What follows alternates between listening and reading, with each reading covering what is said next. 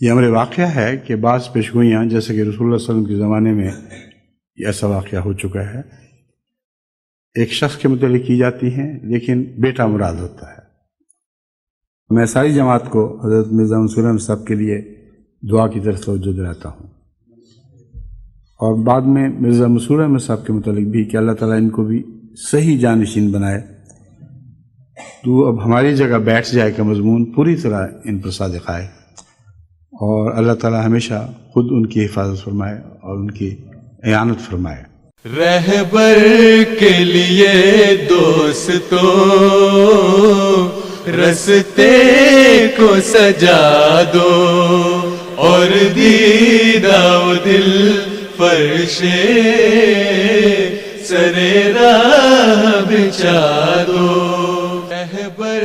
کے لیے دوستو رستے کو سجا دو، اور دیدہ و دل فرشے خدا جسے کے لیے دستار خلافت کو سجا دو، پہنائی خدا نے جسے دستار